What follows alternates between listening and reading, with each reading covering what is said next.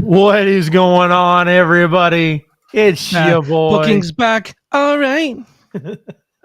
It's your boy JCR Media, and I'm here with my co-host for another episode of Bad Booking. First episode in a while. But ABJ, Mark, how are you, gentlemen? I'm doing great. Let's test Mark's microphone real quick. Man, I'm tired as fuck. Let's go. He nailed it. Yeah. Dude, we are off and running.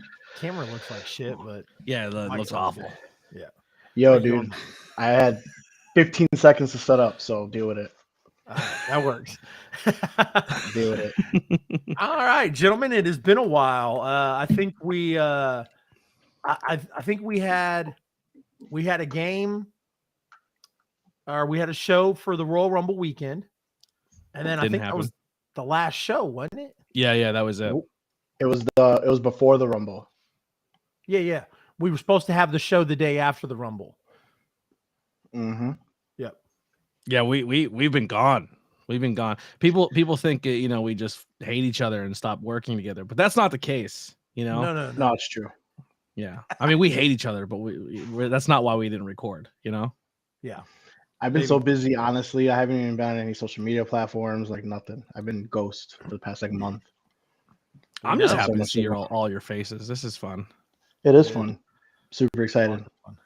I feel bad that you guys had to freaking delay the show for me because my wife had to have a birthday. But whatever. Jesus, way to be born, wife.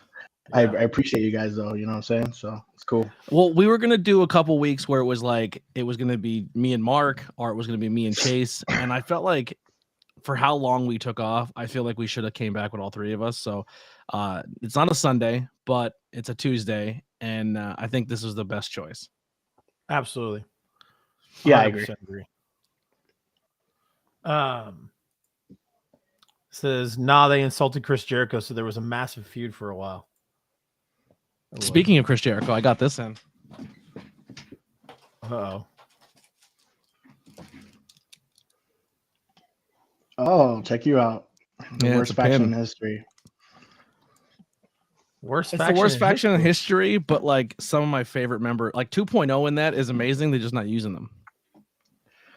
Yeah, I'm not a fan of his faction right now. At first, I thought that was really funny. With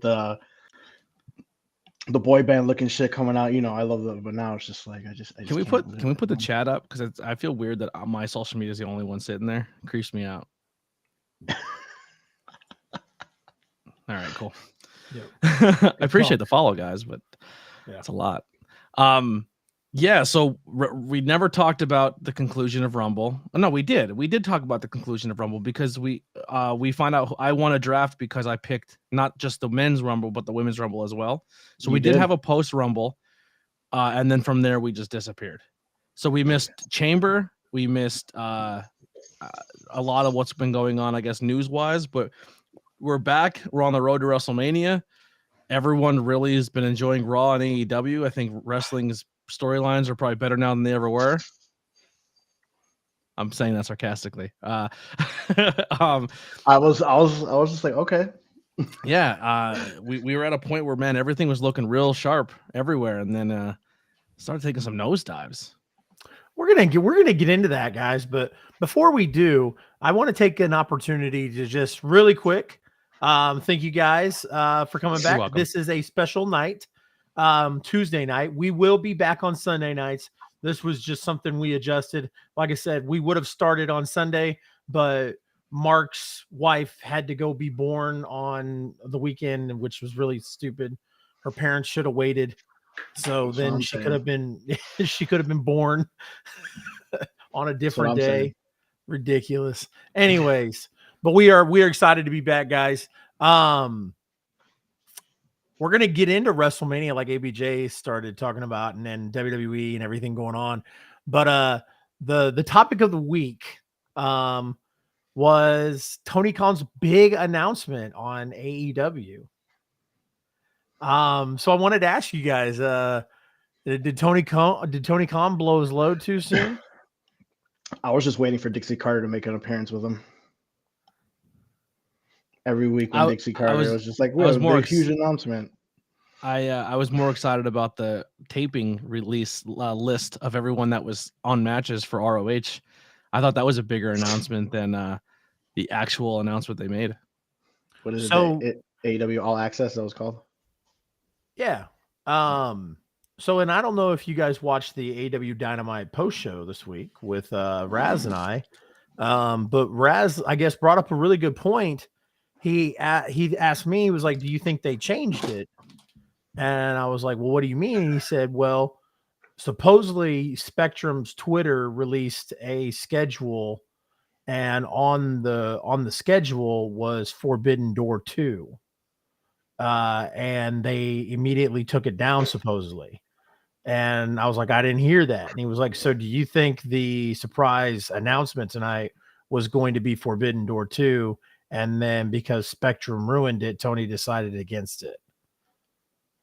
No. So I thought that was a very interesting point that Scott brought up, and I wanted to bring it up to you guys.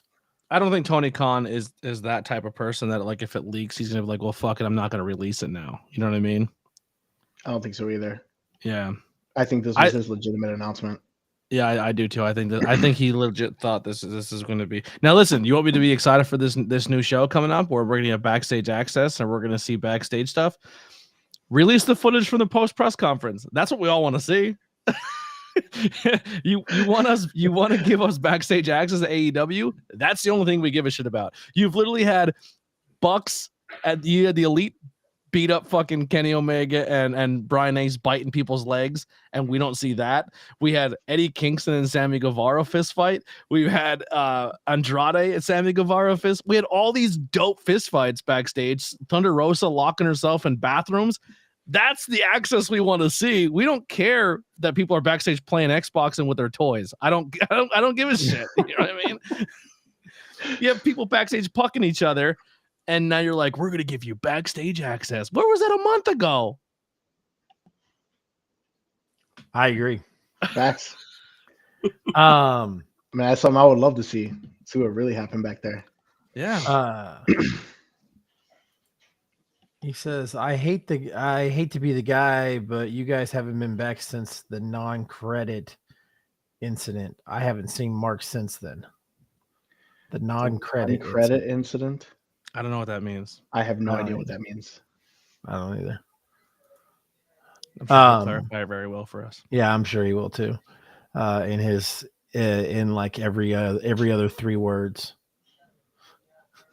Well, I'm talking about the non and that thing when ABJ. Anyways, I don't know, when Scott brought that up on Thursday or on Wednesday on the post show, I thought it was interesting. I thought maybe they could, the Poil Donor non-credit. Okay, I get what you're talking about. Yeah, I see what you're putting down now. Yep. Yep. You somebody brought a receipt for that non-credit issue, right? What do you mean? I think when somebody pointed it out originally. Oh yeah, somebody went and said something to somebody, and then they got all upset about it. Oh, I was talking about Mark when Mark was the one who commented like, "Yo, are you gonna?" That's how I am, man. I don't care. I don't know if there's any retaliation. I got blocked on all social media. Yeah. Huh? Yeah, I got blocked on everything. Oh, really? Yeah. We'll have a special social episode of Bad Booking where we'll come on here and air out all of our dirty laundry against other content creators. It's not dirty laundry. I don't think we're doing anything that's like, I know, legit attacking people. Like, imagine if you went on somebody else's channel and pulled all their content off it because it benefited you, but without asking and not saying and then not crediting for it. I think it's weird. Is that weird to be like? That's kind of like to be like, "Hey, can we get a shout out at least?" You know. I think that's what I commented on. I was like, "Oh, cool." I was like, "Damn, thanks for the tag" or some shit like that. Yeah, like we're not upset or pissed or crying about it. It's just do the right thing. Yeah, I remember that.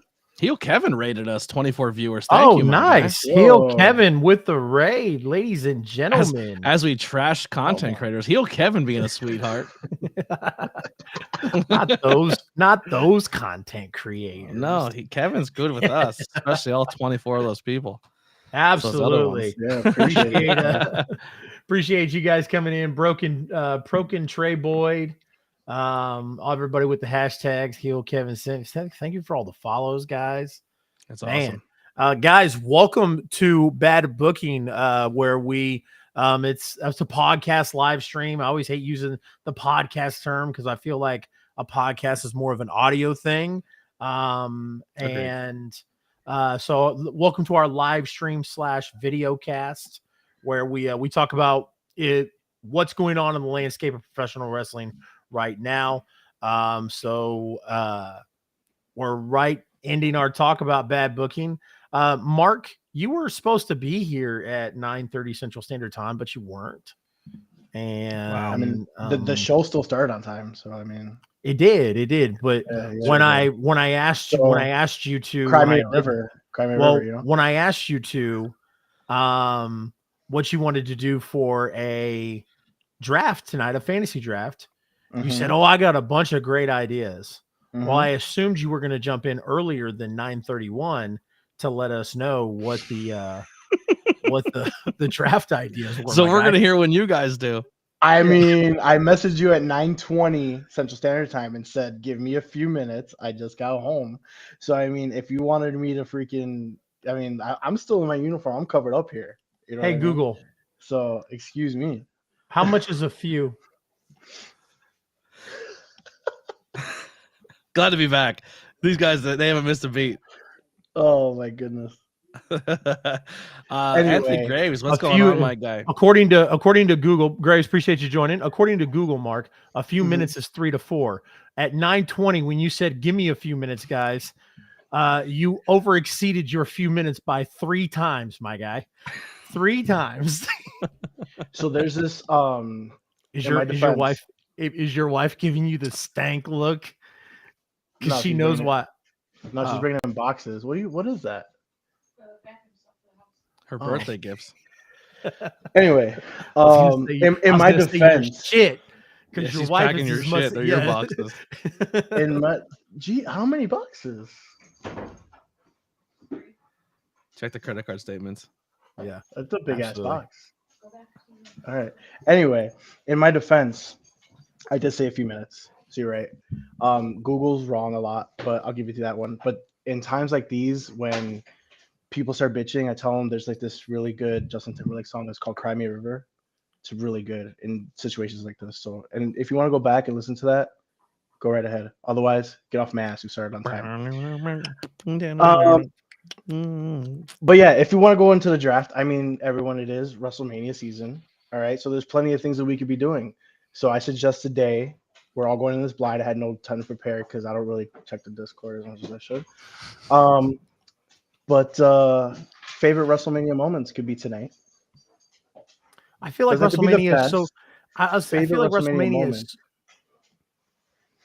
WrestleMania is so far away. I mean, I'm cool with the WrestleMania one. Fuck it, let's do it.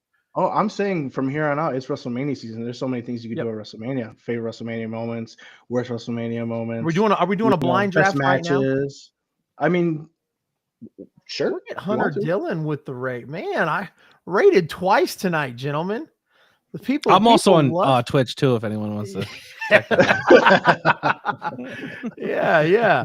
Everybody, appreciate it. Hunter Dillon, Heel Kevin, you guys rocking. Look at this. Man. Everybody is so excited that we're back together for the return of bad booking. Everyone is losing their shit. Yep. Absolutely. But yeah, so we can do, I think WrestleMania moments. I don't think WrestleMania moments should be something we just wing and go in blind. I feel like that's when we should put a little bit of prep into at least. It's your favorite moments. It's not. I'm not saying the best. I'm saying your favorite. Everyone has their favorite. It doesn't have to be, what everyone usually picks. It could just be your personal favorite moment. That's all. But if you guys have any other suggestions, just plenty of things we could do. We could do worst WrestleMania moments. We could do best WrestleManias. We could do best WrestleMania matches. Have we ever done wrestling music? Like entrance wrestling music. We could do that one too. That's a good one too. We did do that one. I smoked did? some fools. Yeah. I wasn't there. Let's Yeah, you were. relax. I think I've won. No, I almost. wasn't. I remember the draft though. They did do it, and Raz was there in my place. Oh yeah, that's right. That's right. I feel like I won every And draft that we've ever done. somebody said Raz won, and Raz had like fucking Taker's Limp Biscuit rolling on there. He had rolling. Yeah, bro. That was the shit. I used to pick that song in the Here Comes the Pain video game. That was dope. When you create my player, that was shit. I just got SmackDown Here Comes the Pain for my computer, man. I'm thinking about starting to stream it. So you should. I just gotta find the time to do it. Gimmick infringement. Graves is coming for you. I don't care. I don't care at all. But yeah, that's how this content creation game works, my friend. You gotta figure out whose ideas are the best to steal. I gotta start doing that so I can grow. Yeah. Hey, just my shit's not working. Do me a huge favor if you happen to come across an algorithm tool that helps you choose hot topics in the world, don't use a social event to do that. That's fucked up. I would never do that. I don't know who does that, but I would never do that, ABJ. Yeah, there's a lot of Jesus, don't do that. Don't do that. Kitchen's getting hot. There's a lot of shots fired here right now. I know. Holy shit. I love it. Can we fight with some fucking content creators in Memphis? Can we does everyone have to be on the East Coast? Jesus Christmas. That keeps them far away from me, my friend. That's what I'm saying. Damn. I still got. So what we're doing. Let's get this rolling. What are we doing? Yep. Let's do this. You want to do best WrestleMania moments? Has to be a moment. It can't be the full match. Can't be, it has to be a moment. Yeah, I didn't say match. I said WrestleMania. I feel like I'm gonna really drop the ball here, but I'll play. We're all going in blind. We're all going in blind. I'm gonna fuck this up. I literally thought of this as I was taking my few minutes, which can be subject to ample time to get ready. Yep. So that's when I thought about it, So yeah, absolutely. All right, let's do it. Boom, boom, boom, boom. Do I draft first? Because I guessed. Since you didn't choose the draft, I would say you could draft first. Well, no, because I technically have two drafts that you in a row where I go first because I got the men's and the women's winners numbers right. Yeah, go ahead. So is this best WrestleMania moments or favorite WrestleMania moments? Favorite. Let's go favorite. Let's just do favorite. Yeah. Best WrestleMania moments. We definitely would have to. I feel like we have to sit there and research. Yeah. So I'll draft first, and for me, personal number one favorite is gonna be WrestleMania 12. Boyhood dream come true. Shawn Michaels beats Bret Hart, holds the belt, and me and him cry together while I sit in my living room. And that's my number one moment. That's my Harry Harry Potter. Yeah. Gotcha. You schmuck. Wow. Go ahead, Chase. You can go second because I actually like your Kansas City Championship belt. It's pretty dope. That's dope, isn't it? The only thing that sucks. The one thing that sucks is I obviously bought this before they won the Super Bowl. Obviously, if I'd have known we were going to win the Super Bowl, I would have had to buy another one. No, I'm just going to buy side plates. I already contacted the dude. Buy the red belt. Can you make me? I wanted this to be the red strap, but I forgot to ask him. Well, we have a second Super Bowl. Do it. No, I'm not going through all that. This is I bought two championship belts, dude. That's about as deep as my pockets go. And what I paid for those two championship belts was less than what a WWE Prime one cost. So yeah. All right, Chase, favorite WrestleMania moment. All right, he picked Boyhood Dream. Favorite or best? Favorite. Oh, favorite. Okay. Favorite WrestleMania moment. Tyson socks Michaels. Austin wins, creates the Attitude Era. Okay. I take that back. Let me take that back. Because somebody's gonna hear that and be like, "You said it didn't create the Attitude Era. I meant pushed, excelled." So it was a launching point. Launched it. Yeah. I would say the Attitude Era wasn't very heavily influenced by the Montreal Screwjob as well. Absolutely. Yeah, absolutely, for sure. Eddie and Benoit Mania, yeah, that's actually a pretty good moment, but fuck that guy. I would go I think it's WrestleMania 25, 4. The I'm sorry, I love you. The Shawn Michaels to Ric Flair. 24. Wow, you went with Sean over. I did. Wow, there's a moment. Yeah. I might steal it on just be a dickhead. Go ahead. I'm How do you going not with, pick? How do you not pick? He beat Stone Cold and The Rock in the same night. Was that Mania? because I'm It not wasn't biased. Mania. It wasn't Mania. No. WWE, You're right. It wasn't. WWE has never been smart enough to do that. To go, oh, let's unify our titles at WrestleMania in the main event. That would be so cool if we did that.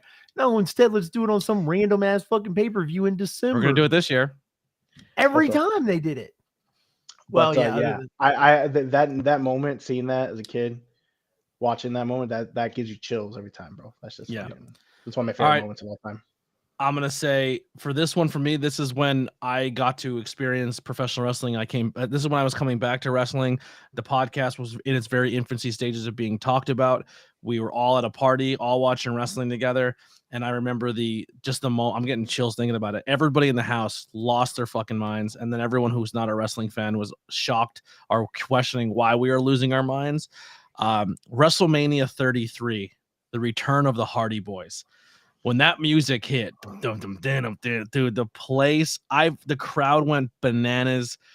Everybody in that house went bananas. It was the return of the Hardys. Unfortunately, the payoff was not as amazing, but it was really cool that the Hardys came back. And for me, it was a very cool moment because just for how like it popped the arena and then it popped the house I was in as well. Had a huge pop, dude. Yeah. Dude, Mark got shot. Oh, okay. WrestleMania 1. Just specific. The moment of Mr. T, Hogan, Orndorff, Piper, just signalizing that event coming to an end in the night. Obviously, because I can't pick the whole event or all the moments there or whatever. So the ending.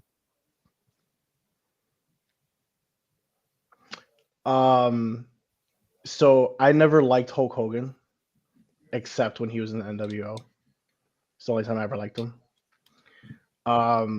When he faced The Rock, the Icon versus Icon match, and they just stood there, and everyone was just looking, and it was just like that humongous just pop, just like applause and everything. Then the next day, Hogan's like, "F the NWO, I'm over. I'm going back to red and red and yellow." But I thought I'm not that sharing shit this was money. nuts. But I thought that shit was nuts. Just standing there and just the applause and just like the crowds like Rock. It was nuts. That shit was nuts. I'm gonna go with the ending of the streak. Brock Lesnar beating the Undertaker. The 21-1. 21-1. I think it really, really weirds me out when people said that shouldn't have ended there and Brock shouldn't have been the one. Bro, Brock, when it's all said and done and Brock is no longer in this business or has passed us by, our generation is going to talk about Brock Lesnar as the past generation talked about Andre the Giant. He is a spectacle of a human, and his career, just look back on it, is unreal. It just you're never gonna get a human being like Brock Lesnar ever again. They're like, there'll be people that are watching it, and then I can tell my grandkids, like, yo, that dude used to do a shooting star press. yeah, like which WrestleMania was that one that he fucked up? Which one was that one? Well, he fucked. So here's that was Mania. Was that a Mania? Yep, that was WrestleMania 19. Yeah. Okay. In the main event with Kurt Angle. Yep. Kurt is the one that talked him into doing it because that used to be Brock's finisher in OVW. And then Kurt was like, "Yo, you know what we should do tonight? You should bring that back." And then he fucked up his and then he laid 95 yards away from him on the ring. And Brock's like, "That's really far away." Brock's like, "Nope, got it." Hold my beer. Yeah. Yeah. Lesnar beating Undertaker's huge. That's the end of an era right there. You know what I mean? And no matter what Taker did after that, it doesn't hold a candle to that match. What round are we on, ABJ? 4? That was 3. That was 3. For me, it was 3. I started that was the third round. So you're into your third round pick. Is anybody writing this down? Because I didn't write it down today. No, I'm not writing it down. I'm not writing anything down. Sorry. It'd be super clipping. So I'm debating if I want to take this now or if I can wait, because I know how you two are. That's fine, but I can't believe it's son. I can't believe it's still here. That's Hogan slamming Andre. Yeah, I don't care. You can have that. Yeah, that's nuts to me. You could have had that in the fifth. Absolutely wild. Could have had that in the fifth. Yeah, I knew with you two. I was like, I knew my crowd, and I was like, that could have been an undrafted free agent signing. That's so dumb. That could have been an invite to training camp. Wow. Yeah.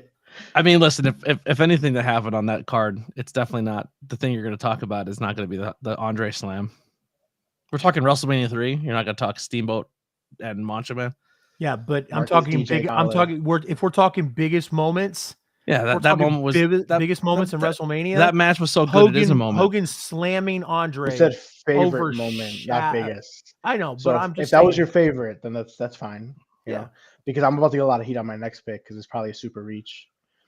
But the Intercontinental Championship ladder match when Woo Woo Woo finally won. Wow. And I thought that was amazing. It was unexpected. It's a massive reach, but yeah, it is. Everyone, but I still take him over Andre the Giant all day. That's nuts. Any day of the week. Wow. That's a first round draft pick over him any day of the week, in my opinion. Jesus. But yeah, so him actually winning, it was one of the few moves that WWE actually swerved us. It was unexpected because it was the guy who never won. He was getting squashed all the damn time. He won. Everyone was cheering. Everyone at home that was not there was just like, holy shit, what just happened? This is amazing. I thought that was a surreal moment in WrestleMania history, in my opinion. It's just too bad that the next night he lost it. But I thought that was absolutely amazing. One of my favorite moments. All right. So I'm going to take us to WrestleMania 17, Philadelphia, where things got extreme in a ladder match. And Edge spearing Devon in that crowd. And that's just the one I'm picking out off the top of my head. But that moment right there was unbelievable. People to this day still talk about that ladder match, and it's set a huge bar. Two Hardy Boy references, by the way, on my Edge. I like that. Did Edge spear Devon, or did he spear Jeff? He speared Jeff. He speared Jeff. Speared Jeff. Yeah, Devon was the first time. And 17 was in Houston, not Philly. 17 was in Philly. No, it wasn't. In 2017, it was in Philly. All right, never mind. It wasn't Philly, but it still happened. I'm cool with it. That's my pick. Donnie Bambino says WrestleMania 20 Brock versus Goldberg getting booed out of the place is one of my favorite moments because it was so real. Yeah, I can see that. All right. So if you're going that moment,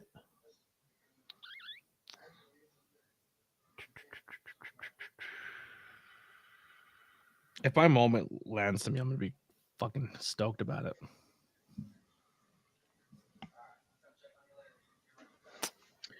I got my next one.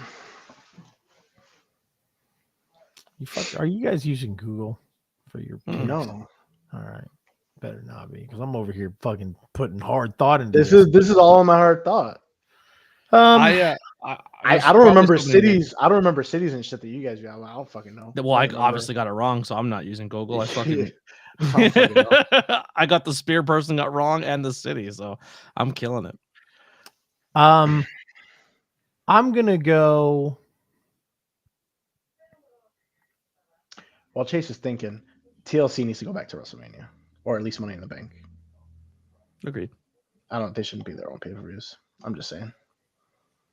That's a great pick, Mark. Thanks. Money in the Bank, the first one, WrestleMania 21. Jericho should have won that. Yeah, that's a good pick. Should've. It was his fucking idea. I didn't get why he exactly my point. Yeah. It was too soon for Edge's time. You know, if Edge wouldn't have got that push, he wouldn't have fucked Matt's girlfriend. So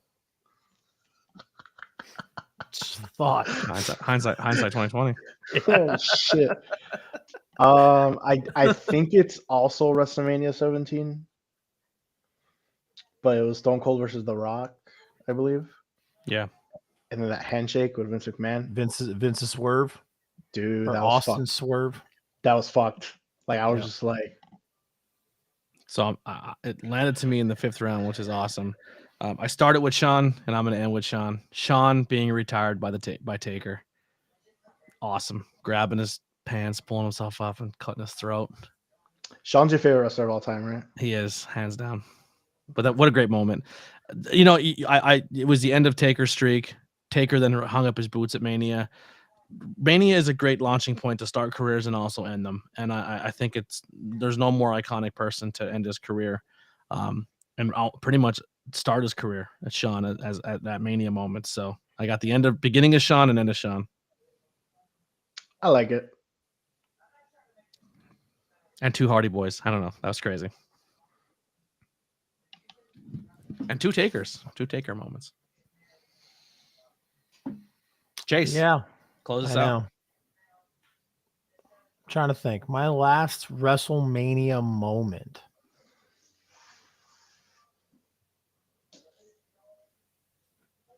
Did somebody pick the heist of the century? No, they didn't. I was close. No. I teetered with it. Yeah, that's what I'm going to go with. I'm going to go with the heist of the century. That WrestleMania was kind of, So real quick, it was not a memorable WrestleMania moment, but the ladder match helped Sean, but Sean did not win the ladder match. He lost it, and it was on because he failed a drug test allegedly. Sean winning the world. When you win a world title, that's when your career essentially is supposed to launch. Sean did awesome stuff before winning his title, but when you win the world title against Bret Hart at the biggest stage of them all, a boyhood dream come true. That's Sean's launching point. Yep. What do you got, Mark? Man, 5 rounds is so hard for me. Try to think. That's what she A lot of said. good picks in the chat, by the way, too. You guys are picking some good ones. There is Eddie Guerrero moments. Steven Chambers livid. No Eddie picks. I'm sorry, Chambers, but when you call me DJ Kyle, no, that wasn't. Never mind. That was Matt. My apologies, sir. But I do get that a lot, actually, especially when I get my hair cut. Like, oh, you look like DJ I mean, Khaled. was the hug considered the Eddie, an Eddie and Benoit moment? They're good moments, but are they our favorites? You know what I mean? Like, yeah, it's all about our favorite moments. Like here's as far as WrestleMania goes, Eddie never had big moments at WrestleMania. Here's a hot take. If I had to pick 5 rounds, and maybe this is something we can think about for next draft. If I had to pick 5 rounds of on-screen and real life best friends in professional wrestling, Eddie and Benoit doesn't make my top 5 list. Like when you think, oh, these two are best buds, I don't pick those two. They're not my top 5. Name another friendship duo that somebody killed somebody for them. You're right. I mean, that's number 1 if you draft that way.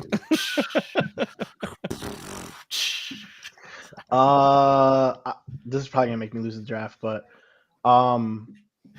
when Sting finally answered Triple H's, I love Sting. I've always been a Sting fan, love him. And then I was always kind of heartbroken he never showed up to WWE, so him fucking finally showing up at WrestleMania, even though he showed up in that bullshit. Yeah, that's what I'm gonna go with. All right, that's my 5th round. I love Sting, always will be. That was a great moment. I hated that moment because I love Sting. That was stupid. Yeah, I was so mad. That's what I'm going. Fuck Roxina. Wow. But yeah, which one? That's what I'm going. All of them. I'll tell you what. Roxina, for the second match, for him having a torn groin, for the fact that the guy has a torn groin, I respect the shit out of that guy for finishing that match. And it wasn't a horrible match with a guy who has a torn groin. Oh, Mark wins. Thank you, Gears of Kai. Hate that. You can hate it all you want. Haters gonna hate. Says it in Jamie Hater's music. Haters gonna hate. I don't know. I never hear it because they drowned it out with Britt Baker's. Heard that. Wish it didn't, but it did. Hey, who's picking? That was it. That's it. That's a the end draft. of the Oh, draft. okay. Cool. And I won. No, It's a wrap. No, you didn't. No. It's a wrap. That's it. Are you able to put a poll in the chat? Like I don't know how that works. I mean, StreamYard could do everything. This restream could do everything else. I wouldn't see why not. Yeah, you should put a poll and see what happens. I can't do a poll. Because he's afraid that I would win. Anyway, so Mark won since I got the only vote in that chat right there. So we're just gonna call. As it of right there. now, yeah, you are the winner, unless more people vote. We'll come back please to let it us as know. the chat. As the Yeah, chat's please let going. us know, guys. Yeah. Flood that chat. Who won? Who has the best moments here? All right, Chase, where we going next? Are you there? Hello. Yes. See, senor. There you go. See, ABJ. well, ABJ so got a vote. one vote. ABJ got 2 votes. There we go. Okay. I'm good at this draft stuff. You know what I mean? Yeah, you got so full of shit. All right, guys. Moving on. It's being reported that I guess WrestleMania is gonna shrink their card a little bit. Are they going back to one night? Because that'd be amazing. No, it'll be 2 nights, but they're shrinking the card. And I guess that there's been some talent that have been vocal backstage because of this, because now they're worried about getting a spot on the WrestleMania card. Here's a question. It kind of relates to this, and it's all over the internet right now because of speculation and rumor. Do we think Vince is back in control of creative? With the I can give you freaking two. I can Omos give you versus two Brock reasons. Lesnar, it seems I like can give you 2 reasons why. I can give you 2 reasons why. Omos versus Brock Lesnar. 1, and then Bobby Lashley versus Bray Wyatt. Now, one of the things that is interesting with the Omos thing, you know who's supposedly really championing for Omos? Who? Taker. Really? Yeah. So you think maybe Taker had some influence on Triple H booking this WrestleMania Possibly. feud? And Taker's been around probably more than normal because he's doing the whole like tour thing and showing up. But I don't think he's in charge of creative. I think with the way things are going with the talent, like I think the talent are kind of like, it's been a good couple months. Let's not fuck this up. You think so? Yeah. I mean, I don't know, man. I just don't think people want to admit when Triple H has an off week or doesn't make a booking that they like. You know what I mean? And I think assume so. They're like, it it can't be Triple H. It's been pretty bad the past month, though. Sure. Like pretty. Well, that's literally, in my opinion, is I think that they are scrambling to get storylines done to lead up to get storylines done and wrapped up so they can have their own Mania. But here's where I think Triple H shot himself in the foot. I would have stretched things out more until Mania, but they kind of blew their load at Chamber. They closed a lot of major storylines out the week of Chamber, and now they only have 4 weeks to build up new feuds or carry feuds over that look like they had blow-offs at Elimination Chamber. And I'm going to be honest with you, the only feud I'm excited for right now is Rhea and Charlotte. Yeah.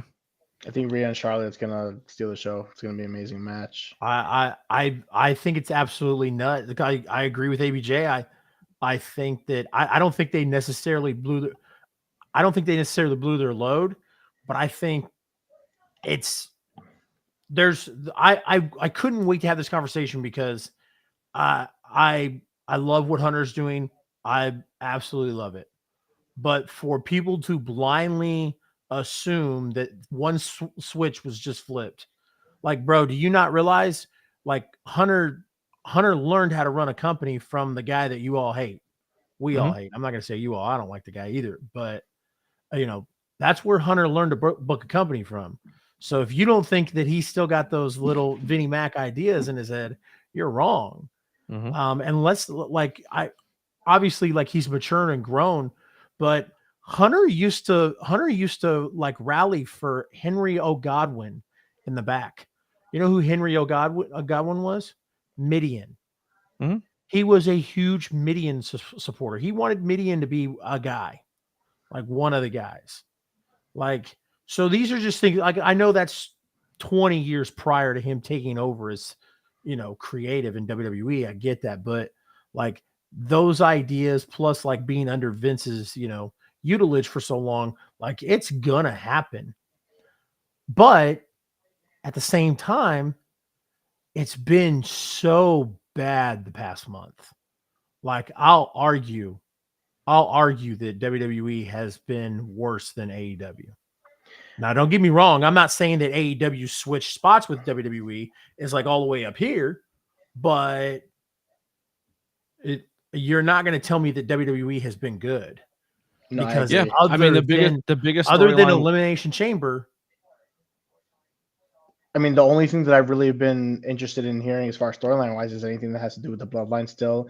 And like you said earlier, the Rhea Ripley and Charlotte Flair. That's pretty much and the bloodline thing took a nosedive now that the Sammy thing kind of happened. Yep. And everyone just kind of waiting to see how it leads to the Usos versus Kevin and Sammy, which they're kind of dragging their feet on because it looks like they're going to do a Solo Sikoa Kevin thing first, and possibly a tag between Solo and Roman and Kevin and Sammy, which I think would be weird to try to cram that in before Mania. But I don't know. It seems like the bloodline thing kind of, like I said, looks like they shot their load a little heavy at Elimination Chamber. The Brock and Bobby thing, it's like that match was but you're like, okay, they're gonna blow this off again at Mania and we're gonna get something even bigger. And then it's just like, nope, we're gonna swerve that. Asuka and Bianca is exciting because they're both extremely talented, but it's just like Bianca's now like kind of heelish in all her lead up where she's kind of like, I'm better than you, deal with it. Like she's kind of like she's teetering that line. Rhea and Charlotte looks like a lot of fun. Cody and Seth, Cody and Roman should be a great time. And then Seth Rollins versus Logan Paul is essentially what we got lined up right now. Oh, and then let's change the women's tag team championships to people that we like Becky Lynch and Lita right now. Are you fucking joking? Like, listen, you can hate on Damage Control all you want. You can say, hey, the characters aren't getting over, the storyline isn't working. But to say Io Shirai and Dakota Kai shouldn't be your tag team champions leading into WrestleMania after the work they put in this year, to drop it to Becky Lynch, who is the biggest singles competitor, and Lita, who hasn't been around when you have such a strong women's division, is crazy to me. I think it's crazy, and plus, I'm not a fan of odd pairings. Like it always has drive me nuts. Sometimes it works, but oftentimes it doesn't. I just don't like it. You know who? At least Damage Control I've been screaming about in the Discord. Who? I've been screaming about a pairing for weeks, and I said as soon as she got signed, I said, boy, I need this pairing right now. And it kind of teased a little bit on Raw. You can ask Steven Chambers. I have been I want Chelsea Green and Carmella to be a team or rival each other for a while, then become a team. Because boy, I think that is the coolest thing you're going to see in wrestling in a while. I think that's going to be wildly entertaining. That could be cool. Yeah. Agreed. I don't know. I just feel like it just always has the same problem as like the men's. Like at least the men's now we have legitimate tag teams going after, but the women's really don't have like legitimate tag teams. So to take the titles off of legitimate tag team that are teaming together for an odd pairing just doesn't make sense to me. Yeah, it just seems like right now that WWE was in this moment where they're just trying to hold off until Mania and then reboot after Mania, and it's starting to drag its feet now. Like they were getting by because the Bloodline was successful, and then after the Sammy thing happened, everyone's just kind of like, well, now what? And then now it's just like I think people are starting to see the drag marks. Like I think the Bloodline has been heavily dragging story across 2 shows, and now that's not a huge focal point. I think people are just like, the blinders have kind of been taken off of WWE, and they're like, oh, this storyline's not as good, and this one's not as good, and they just changed the tag team titles. Oh, and the Bray Wyatt is awful. Everyone's like, wow, I don't know where. Like, I was on the Bray Wyatt train forever, and now all of a sudden I'm starting to realize that this is all dog shit. Listen, I just want to tell you guys, I've been telling you for months that this was going to happen. You don't listen to ABJ.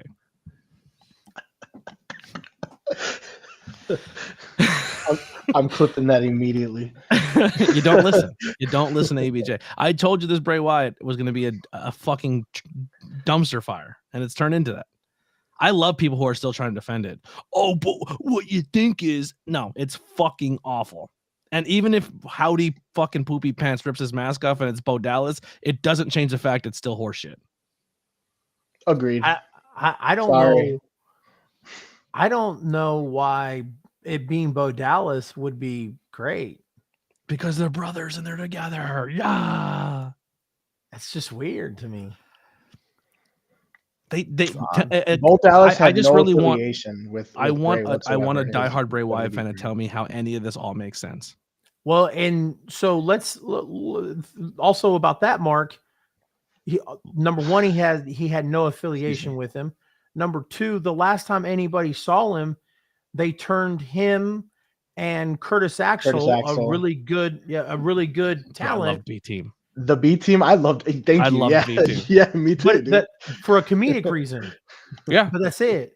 Yeah, for sure. Nobody like when somebody sees, oh my God, like this is the big bad Bray Wyatt, blah blah blah, and the Fiend, like the monster Bray Wyatt, and then his uncle Howdy takes off the mask, and it's his little brother, bro. That sounds like a creepy pervert story somewhere. Yeah. Like, well, how about the fact that Uncle Howdy attacked him one week and then the next week he's best friends with him and they don't ever acknowledge what happened there? Yeah, exactly.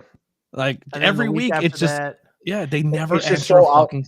It's just so out there every single time. There's no questions answered. There's more confusion. Like it's just pointless now. If he goes literally, out there, he goes out there to kill time. Yeah, and I'm saying this because I have severe ADHD, but it literally seems like ADHD booking. Like one week you're like, this is gonna be dope, and then the next week you're like, all right, how are you gonna continue it? I have no idea, but this is what's fresh in my mind right now. Let's go do it. They're like, but it doesn't make sense. It's gonna be dope. Fuck it, it's gonna look cool. You know what I mean? Like, there's no like, what's next? It's just let's just keep going out and throwing more at it. Yeah, agreed. I'm so over it.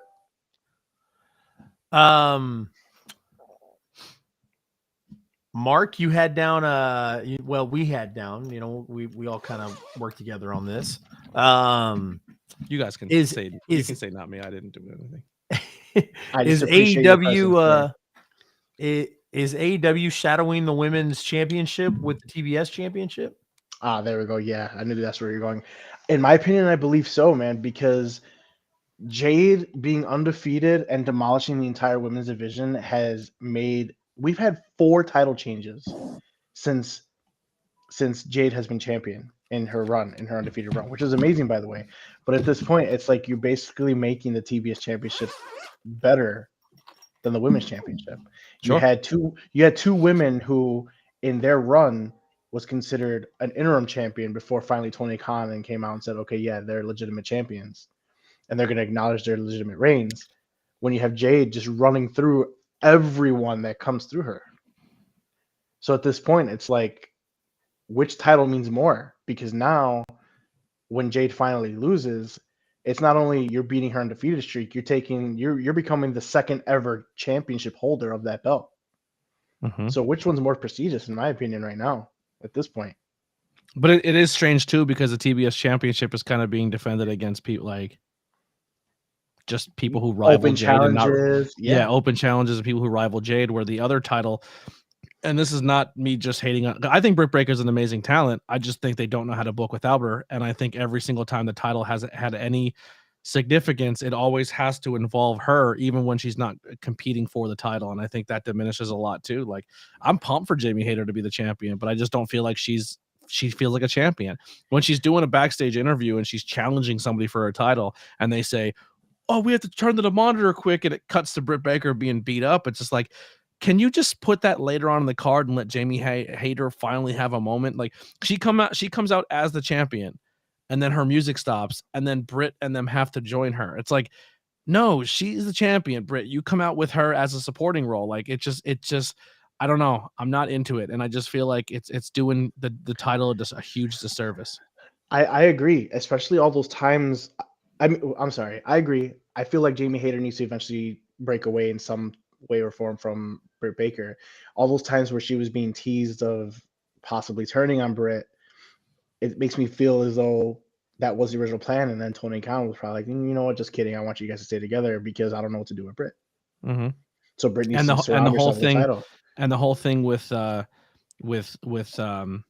Sarai and Tony Storm turning heel was just rushed so horribly. Random. And it was so rushed and random. Yeah. And they don't seem like they're bad guys. Like they just don't seem like bad. You know what I mean? Like all of a sudden you've been shoving down our throat that Britt Baker's a giant scumbag for 2 years.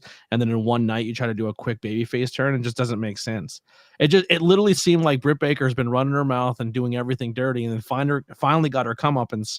And it's just like, no, we don't like the fact that she got beat up. It's like, no, we should be cheering that. Like, you know what I mean? Like she finally got her just due because she's been bad the whole time. It just doesn't make sense. And them spray painting L's on people is L's silly. on people. Yeah.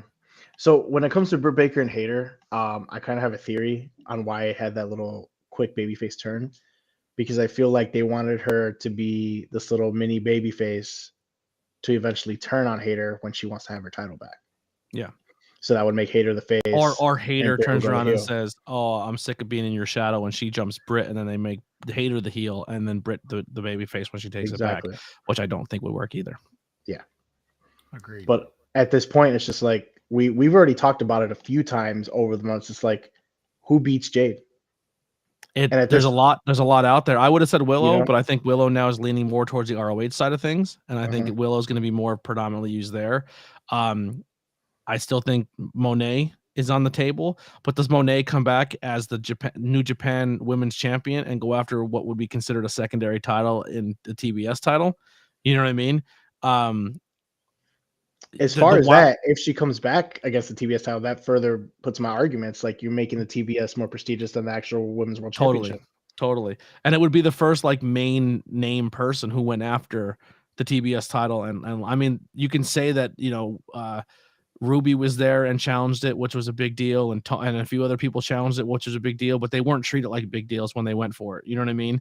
Right. Where Mercedes Moné would be the first major competitor that Jade would have to truly face for her title. The wild card here is when Statlander comes back, because when she left, she was red hot. They didn't realize how hot she was to the crowd until she got hurt. So she's a huge wild card too. I think we've all pretty much said it a few times that Statlander would be the one to take it off. Yeah, but it's just unfortunate injuries. Who have you had? Who would you think so? I don't think it's Statlander. I think you said Athena before too. Yeah, Athena. I liked Statlander at first, but you've beat her twice or three times now. Like, you can't. You gotta make me believe that Statlander's done something different to come back and win that. Yeah. It's like, I think for the sake of the title, I think it has to be Mercedes Moné coming in and doing what she's and being the one to beat Jade. I just feel like that sends a bad message to the women's division, in my opinion, that you have this big name Mercedes Moné coming in, going after your mid-card title. It's crazy. Sure, I agree, but I think that's just the best move they have right now. Yeah. The problem is when you want to then take it off Mercedes Moné and give it to another talent, and then Moné gets upset about it. Yep. What do you think, Chase? Thunder Rosa? Stephen Chambers just said Thunder Rosa. Depends on where Thunder Rosa's status is with the company. When she left, it seemed like there was some heat. There's a lot of bad blood. Yeah. This was not on the docket, but I haven't read too much into it.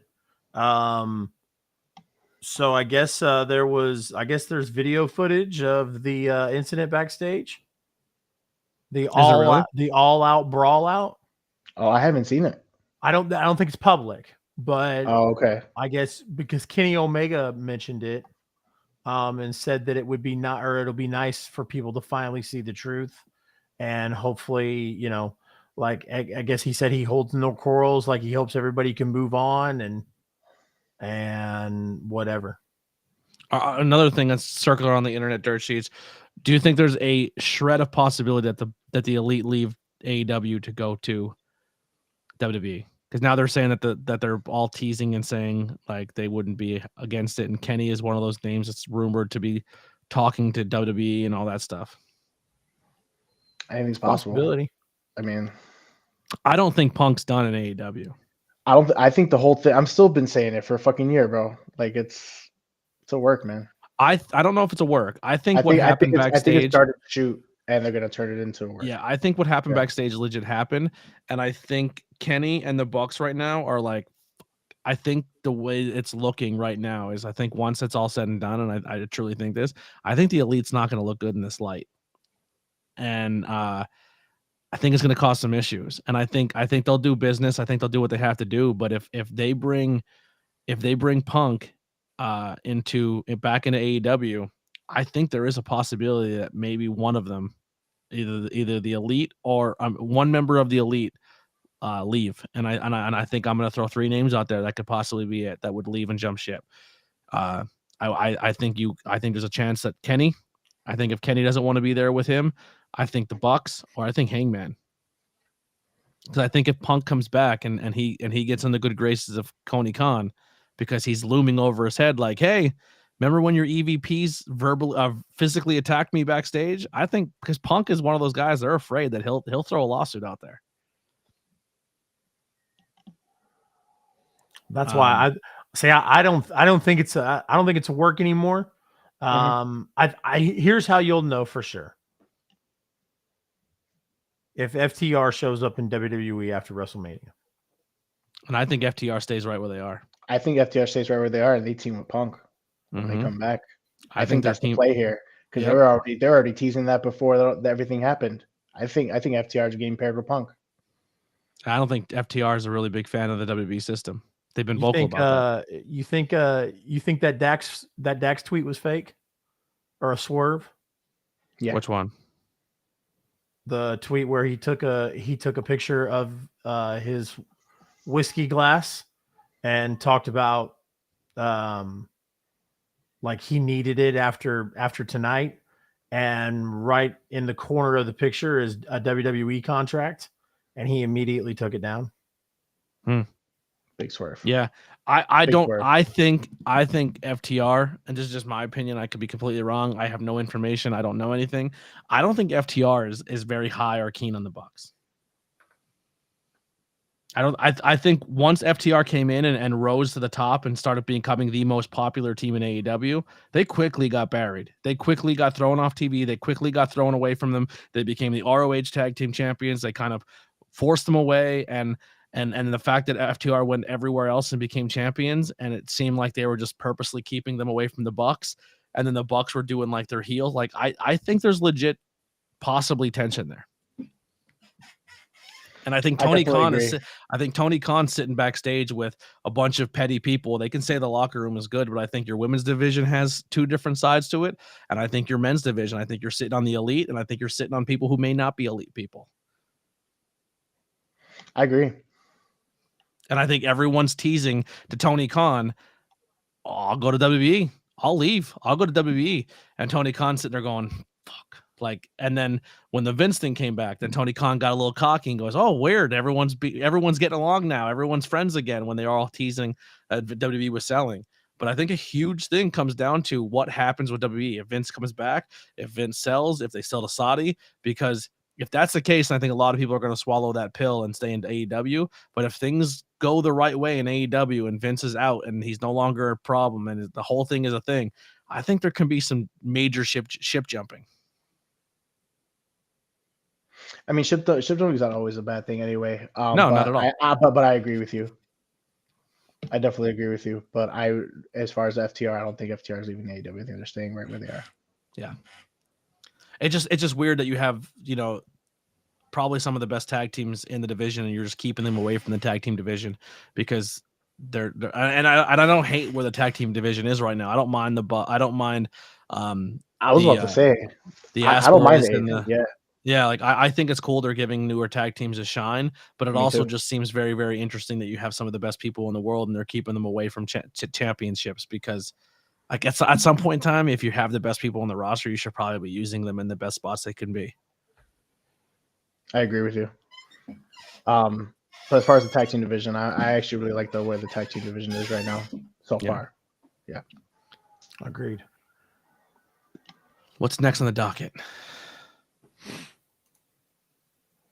I don't have it pulled up. That's why I'm asking. Yeah. No, you're good. MLW to Reels. Did anybody watch that first episode? Am I the only one that watched it? Probably. No, I watched it, bro. So I was actually pretty excited. Something different, fresh. I watch MLW from time to time on YouTube. That first episode was garbage. It had 2 straight squash matches to start the match, and then you had a last man standing match for the championship between Hammerstone and I'm blanking. Someone save me.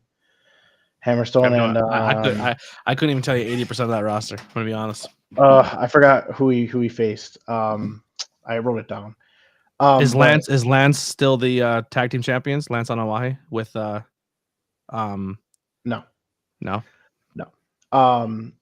But yeah, so the last man standing match was great. Wasn't amazing, wasn't bad. It was pretty good. It was a pretty solid match. It took half the show. It's an hour show where you had a squash match to start it, another squash match in the middle of it, and then your last man standing match. It was bad. Second episode, it was a little better. Something different, something fresh. So I mean, like I said, if you guys don't want to watch mainstream, I mean, giving MLW a chance. Where's Reels at, or is it on YouTube? No, Reels is on it's on a network. I have Xfinity. It's on Xfinity. I don't know what you guys got. I don't know if I have it. I'd have to find other means of watching it. It's only an hour. I'm gonna get into that next. Yeah, it's only an hour. It's not bad. What'd you think about the couple shows that they've had already, Chase? So I've skipped through and watched. It doesn't give me the Lucha Underground feel, so that's why I haven't stuck to it. I know they tried to bring everybody back. Obviously, I know the latest episode. Mm-hmm. So because that's my boy. So who's that? Johnny Mundo. Oh shit, he's Johnny Underground. Mm-hmm. Yeah, he won the Underground. Oh, thanks, Steven. Appreciate that. El Naduka. Yeah. So Davey Richards, he's feuding with Davey Richards right now. They just announced a Davey Richards match for Bloodsport 9. Did you see that? Yeah. Josh Barnett, Bloodsport 9, Davey Richards versus John Moxley. Take my money. Yeah. So and Davey Richards is a St. Louis guy, Team Ambition. I've worked with him so many times. He's such a fucking nice human being. Yeah. So I'm so on it. I'd like to see it grow a little bit more. Yeah, me too. But so what's interesting is I don't know if you guys know this or not, but and I don't want to get on a soapbox, but when people talk about when people put Triple H and Stephanie on a huge pedestal, don't get me wrong, I like Stephanie and I like Hunter a lot. It's just people will talk shit on people about AEW and Tony Khan, but then turn around and praise blindly Hunter and Stephanie the same way people will do about Tony Khan. Sure. And I'm saying hey, there's faults here. So one of which tribalism in pro wrestling, never. Yeah, right. But so one of the stories that came out is when WWE signed their deal with Fox, there was a MLW had a lawsuit against WWE that was they just dropped. Now, just because they dropped the lawsuit doesn't mean that they're right or they're wrong. But it could be either way. They could drop the lawsuit for various different reasons. One of which, when you go up against a conglomerate, a big mecha conglomerate like WWE, WWE has more money to drain on attorneys and court fees than you do. So that's why it lasts a little bit longer. Anyways, MLW had a contract ready to be signed by a streaming company that was owned by Fox. Allegedly, Stephanie had went to Fox and said, if you allow that company, that subsidiary company you have to pick up MLW, we're not signing this deal. So, and it was $1 billion deal that they signed with Fox, like huge. MLW had gotten word about that, and they have filed a lawsuit against WWE. Now you think, oh, well, that's baloney or hearsay or whatever. Like, okay, fine, you could say that, but that's just weird that somebody would go spend money on an attorney and a lawyer and courts to go sue somebody for something that they didn't say. Like, they probably realistically their move was probably just to get it out there so fans realize that the big guy's holding the small guy down, and they didn't get the push that they thought they were going to get out of it. Like, people were just like, that don't care, you know what I mean? And I think they didn't get the crowd, the people, the opinion of the internet behind them, and I think they're just like, it's not really worth the legal troubles, and just ended it. Yep. So fast forward, the whole point of getting into that is fast forward to now. MLW gets this deal with Reels, and Reels is signing a huge deal with Peacock. That's why you can watch Reels on your Comcast, is Peacock. And guess what Peacock told Reels? Everything comes except for MLW. Oh, wow. I mean, obviously, WWE's their biggest, fucking client. Like, I get it. But here we are again. Where if WWE was smart, they'd be like, "Hey, let's give them a little shine, because then we can kind of use them as a feeder program." Like, why would you not? Yeah, I would look at if I'm WWE, I'd be like, "All right, I have somewhat a little bit of a pull with the company, and they got people like Jacob Fatu and all these other people who are like decent talent. Like, yeah, they'll lock them down to some deals so they can't leave MLW, but then we can turn around and be like, hey, whenever we want, let's work out a fucking, you know what I mean? Like, they were doing that shit with ECW. Fucking do it again. Yeah. Agreed. I thought that was very funny. I saw that and was like, oh, that's really cool that, that MLW has that deal going on and whatnot. And then saw that MLW is not a part of the deal. So, Peacock allegedly told Reels, like, hey, we're going to bring you on, but everything except for that right there. Yeah. It's crazy. My wife don't like her. She's a little bit smaller, has better talent. Oh, that was the T word you're going with? Yeah. Well, I was gonna say different talent. I wasn't gonna say better talent. Yeah. What's next, Chase? Nothing. That's I was gonna say. Let's talk about Impact real quick. Your new tag team champions. Yeah, there you go.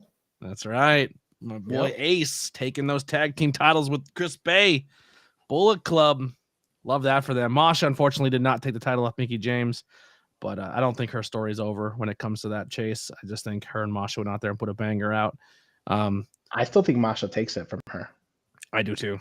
Yeah. Actually, I think Deonna Purrazzo is going to be Mickie James's next person, and I think Deonna takes it off Mickie, and then I think we'll have a rivalry between Deonna and Masha.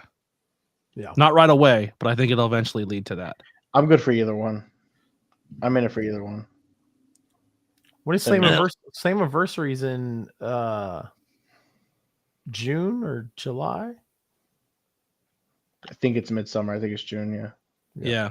And I've been kind of off and on watching NWA, but Jesus, and I'm not just saying this because Polo, but I seen Polo's person. Well, I went to a GCW Settlement Series show, and there was just this one person that walked in, and I was like, yo, the look, the big mullet, muscle dude, fucking chew spit in his mouth, and that was I'm having a brain fart. Help me, Chase. The dude that Polo DeMar is with, the redneck dude. The tag team that she's with is Pride and Beautiful, or Yeah. But or Pride and Famous, or the guy that she's valeting is becoming like a big deal. yeah. Thriller-Billy. There you Yes. go. Gotcha. Yo, he is like, people are getting behind him because he's so wildly entertaining. But I seen him at GCW, and then I just kind of been tuning in here and there to NWA. Bro, he is my new favorite wrestler. Like, I fucking love me some Thriller-Billy. He is so good. I'm telling you, go look him up. He is wildly entertaining. Unfortunately, now we went from Titus in the main Padres picture to Titus and Bully Ray, so that's super exciting. So once again, a promotion that you watch and you're like, yeah, I love everything but the main title picture. Shocker. I love Josh Alexander too, but I'm getting over Josh Alexander as the Impact World Champion. Yeah, someone has to take the title off of him now, for sure. But who does? No idea. Who would be next in line on Impact right now? That's the question. That's the problem. Yeah. The problem is you put Ace in a tag team, you have this person, and this person, and you haven't been pushing your young talent. And now all of a sudden it's like, oh, well, we need to bring another veteran in, or we have to bring up the Rich Swann, or this, you know what I mean? It just, I don't know. What about Gresham? I wouldn't hate Gresham. Yeah. But the problem is Gresham and Alexander would be great. Yeah. Is the Ken Gresham, and this is not hating on Gresham, and this is not going back to the worth Gresham had his problem before, but Gresham held the ROH title for years and just nobody for a long time, and nobody cared. You're right. And I'm not trying to be mean. I think Gresham's a great talent and he looks great, but like, he held the title for a while and no one gave a shit. Part of that. So is that going to change? Is that going to change if he has the Impact title? But does part of that have to do with there was no now ROH Gresham has been putting weekly... a lot more character work in an Impact than he did at ROH as well. Mm-hmm. Bad guy Gresham is way more entertaining than good guy Gresham. I agree. Jay White in the chat. Does Jay White go to Impact? Jay White's stock is way too high to sign a solo deal with Impact Wrestling. Yep. I mean, since we're talking about Jay White, is he going to WWE? I think if WWE has interest, I think he does. Somebody on TikTok, out of all places, TikTok, somebody put a great fucking fantasy booking on TikTok for Jay White that I seen. And then I wish I can give him credit. I forget who's the page it was. I followed it, but I didn't like memorize the name. Speedball Mike Bailey would be a great champion. I think he's more of an X division guy. I think you got to build him up in the X division first before the world title. That's just my opinion. No offense if Speedball Mike Bailey gets a world title before Ace Austin. I'm going to be a little butthurt about it. Because I think Ace Austin has paid his dues there enough to be a world champion. I love Speedball Mike Bailey. But anyway, so this person's pitch was after WrestleMania, the Bullet Club members come out, or the club members come out, and they're like, we brought a new person. He has accolades in other places. He is the most talented person in professional wrestling history. We're bringing out our buddy. And the music hits, and it's a returning AJ. And AJ's like, yeah, who do you think it was? Like, who else has done what I've done in this business? Nobody has been to so many places I've been to and held as much as I've been. And then all of a sudden, you hear the sharpening of the blade. Shink. And then our debut rivalry for Jay White would be Jay White trying to take over the club and him and versus AJ. Fucking sign me up. That's what the person said on TikTok, and I was like, that's a dope ass. It's a dope ass fantasy booking. I'm into that. TikTok of all places. Someone with a good TikTok of all places. Yeah, I wish I knew the content creator. I really do. To give them credit, because I thought it was really. They do that a lot. They put a lot of fantasy bookings, and they actually make sense, and they're really, really good. If I can find it, I'll give them credit. I'll look through it real quick now. It was done very well. He's like, we're not giving any fucking content creators on this. No, this one I'll give credit to, because it was done very well. It was done very well. I hope I liked it, to be honest with you. I might have just scrolled past it. I'd be kind of fucked up on my part. Didn't like it. Didn't follow him. Yeah, no, I'm sitting here putting it over, and I'm just fucking ripping them off completely. I don't think I did. Fuck me. Leon the King TV says Kenny King would be excellent in WWE. but they're going to book him like Shelton Benjamin and Cedric. Okay. I'm gonna be honest. I don't know who Kenny King is. Do you guys know? Yeah. Who's Kenny King? He's an independent wrestler. Oh, okay. I'm sure he's very talented. I'm not sure who he is, but you're probably right because WWE has a lot of very, very talented people of color wrestlers that they're not using currently right now, which is kind of upsetting. And if they are being used, they have to be put in one giant stable, which is WWE booking hands down. Mark, what are you doing, bro? I'll tell you later. Oh, he's an Impact. Oh, okay. Today is Ace Austin's birthday, according to Matthew Holland. Oh, cool. Listen, if it is, I would never doubt him. Are you still looking for this content creator? No more. I am. I'm looking it up. No more. We're calling it. Yep. It's over. No, yeah, I was gonna say keep going. I don't have to wait for me. I know we forgot something, didn't we, Mark? Bad booking of the week. That's what I was going to ask you. You had on there bad booking of the week and best booking of the week. Before we get into that, I have one more quick topic. Yeah, go. We didn't talk anything Elimination Chamber. Overall, Elimination Chamber, what did you think of the card? I thought Elimination Chamber was great. I thought it was a fantastic card. Like, I didn't have any beef with that pay-per-view at all. Kenny King was in TNA in like 2012, and he's there now. He beat RVD before. Oh, okay. Like I said, no disrespect to Kenny King. I'm sure he's great, but I'm not really familiar with him. Montez Ford showed out. Yeah, he put on a fucking showing, bro. I love how people actually thought he was hurt. He had me. Really? From the curb stop to the pad? He really did. Wow. I was like, oh, they're gonna do this really long, carry him out so somebody can sneak in. That's exactly what I thought immediately. He really had me. The women's chamber really, really good. Dude, Liv flipping off, doing the sunset power bomb, fucking like they people did some shit in this match that we haven't seen before, and it terrifies me to the next level they're gonna go because I thought Johnny Gargano broke his fucking neck. But like crazy good moments overall. I the only thing I'll say is maybe the Lesnar Lashley match, but I gave it a pass because I thought we were gonna get something later, and it just seems not to be the case. So that's kind of bums me out. But overall, I thought Chamber was excellent. Yeah, me too. I thought for sure when they had that Lesnar Lashley finish, I thought, okay, yeah, here we go, WrestleMania, book it. And then now we're getting Omos. So I mean, well, that's not what everybody wants. Everybody wants Gunther and Lesnar. I want Gunther Sheamus, and I want Sheamus to take the title off him at Mania. I want Sheamus to have a WrestleMania moment and get the final title he needs for his collection.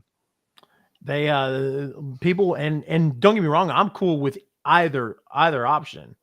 But a lot of people were like, hey, like Gunther, Lesnar, Mania, and Gunther facing Sheamus and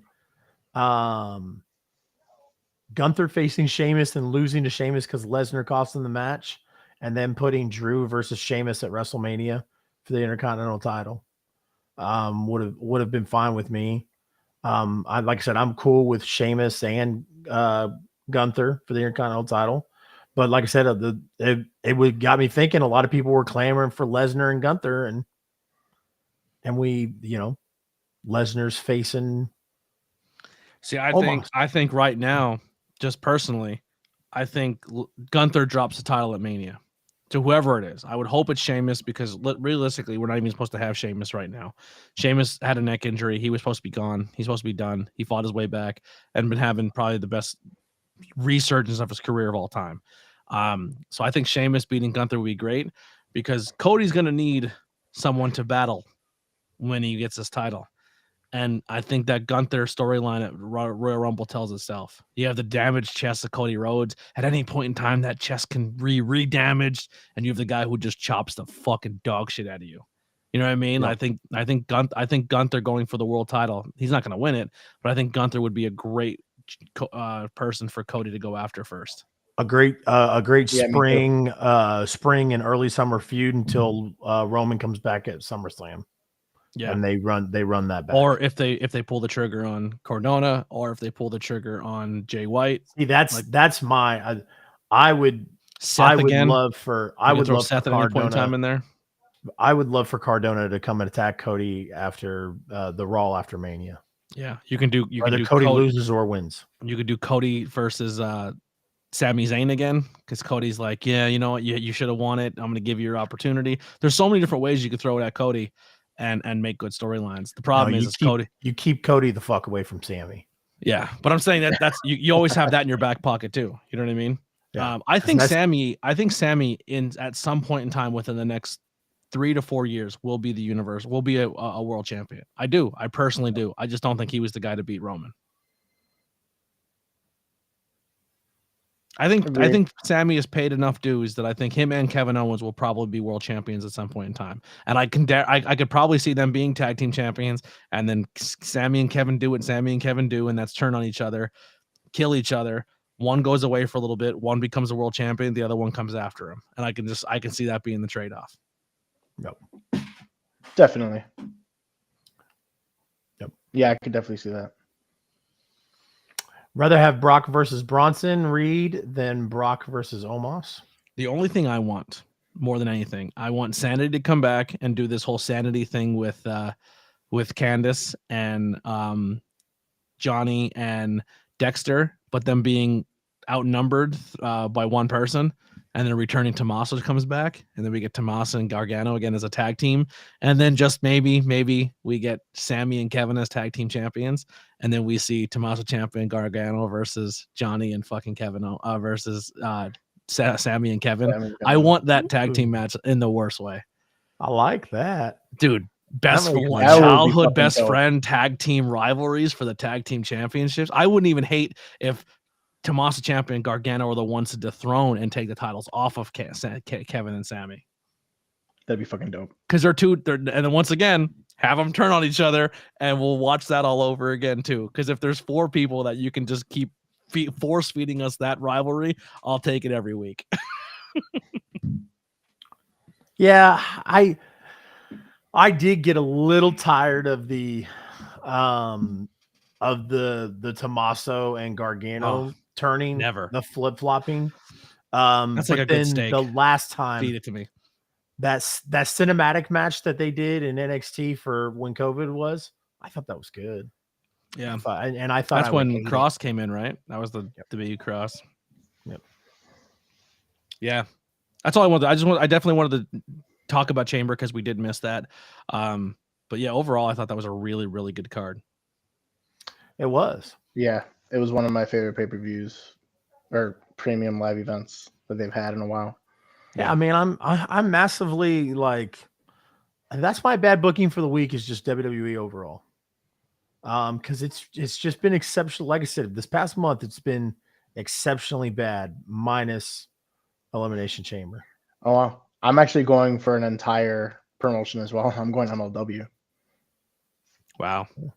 Yeah, that's weird. Yeah, my bad booking. I will. I'll beat a dead horse. I would say right now, I think overall wise, I think it should be a better booking, and it just hasn't been. Asuka and Bianca, the buildup for this has been awful. I think it's really, really been terrible. The fans are so behind Asuka because the new character and the new change and the new face paint, and they're making her spooky, but also a heel, but she's getting cheered, and Bianca doesn't know how to act as a baby face / heel. Now you're throwing Carmella in there. Like right now, it's just really convoluted. Hopefully they clean that up before Mania. But I don't want to say it's the overall bad booking because it's not the worst thing on WWE right now. And I hate to be that guy to keep piling on, but this Bray Wyatt shit is fucking awful. It's so bad. Honestly, like you would think that Chase and I would expect that. I really wasn't expecting you to go back to fucking. Bro, it's bad. It's bad. And probably my favorite thing that Bray Wyatt has ever done during the Fiend run. I thought the Muscle Man guy was the fucking funniest version of that Fiend, that Firefly Funhouse. And it's just like, I don't want to see Bray and Bobby Lashley. Like, I think Bobby Lashley is one of the most entertaining and one of the most best looking, physically specimen wrestlers we've probably besides Brock Lesnar we've ever seen. But dude he cannot carry a story by himself. If he doesn't have a mouthpiece, he's boring. Agreed. And now you're going to put him against Bray, who has no direction or what he wants to do as a character. This is a train wreck. I agree. I thought for sure Bobby Lashley was going to reform the Hurt Business. It's the only time I've ever been fucking. I think the Hurt Business coming back, but it's not coming back with Bobby. Yeah, I don't think so either anymore. Yeah. I could see some. If this Brock Lesnar Omos match truly does happen, I see. This is Vince all day, but I see Omos beating Brock Lesnar with the help of like the new Hurt Business. I agree. Yeah, I agree. And honestly, I don't want to shit on Omos, right? Because everyone's counting him out and saying he's dog shit. But if people are putting their name and stamp on him, I think he has something there. Like his size and his look is good. I know he's not the greatest in-ring worker, but you can't expect a guy that fucking big to be someone who's doing 450. Like all he needs to do is crowd work, man. That's a lost art in professional wrestling. If you get the crowd into it, that's all that matters. Yes, the Hurt Business should have stayed. Yeah, I agree with you. I mean, he needs to do some crowd work, but at this point, I just see the Great Khali 2.0. Look at fucking Braun Strowman. Not amazing in the ring, but dude, the crowd gets behind him. It's hard to not justify Braun Strowman on the roster when he does his little fucking lap around the ring and get these hands, chugga chugga choo choo, and the crowd loves it. It's hard to say like why he doesn't deserve a spot. Chugga chugga choo choo. And if he can get over with the crowd like that, then who's to say Omos can't? Yeah, you're right. You're right. But at this point in time, he's great. Omos is never going to be a wrestler for our style of wrestling fan. Like if you're watching this content, if you're tuning into this, none of us in this chat are ever going to see anything in Omos, but there might be some younger fans who do because he's super, super tall and he's scary. And a younger wrestling fan is going to look at an Omos and be like, that dude looks like a monster.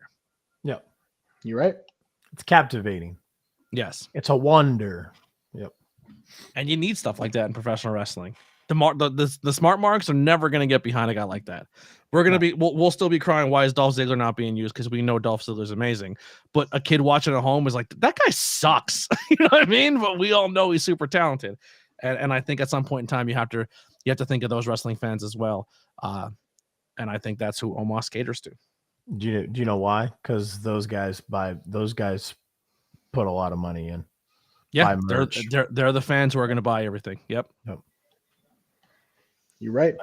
I just bought 4 stupid shirts in an event this weekend. They're not stupid. They're really great shirts, but I bought them all for my kid. So yeah, that and a autographed coffee mug by Dan the Dad. There you go. Yeah. We have a dad team out here too. They're called the Stepdads. They're pretty funny. Bro, Mrs. Kingpin has been signaling Mark all fucking night long. Bro, I think she is waiting for Mark to get off the show. Here, hold on. Let me see something. I haven't even caught that. You have a good eye. I gotta see who's watching me. Hold on. Yeah.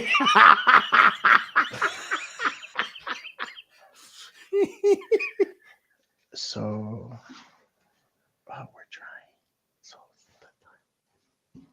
Oh, okay, yeah. okay. Little, yeah, very nice. Yeah.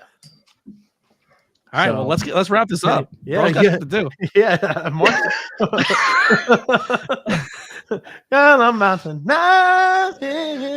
All right.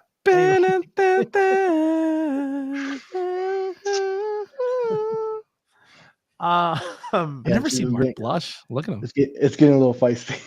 Yeah. She's probably in the corner, like this.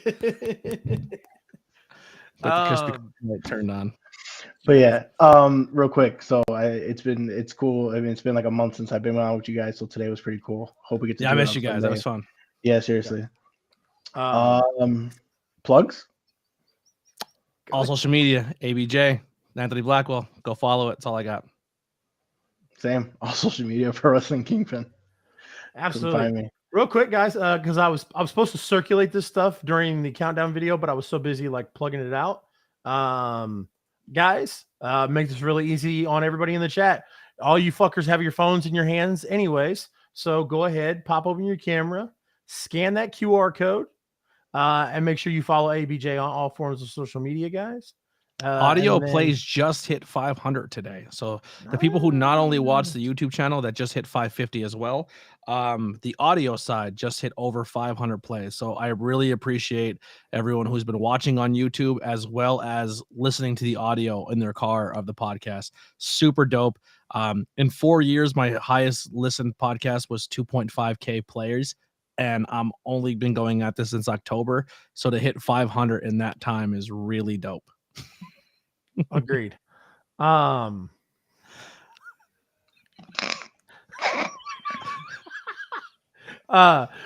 since you don't have a link tree, buddy, is someone still in their birthday clothes over there? Got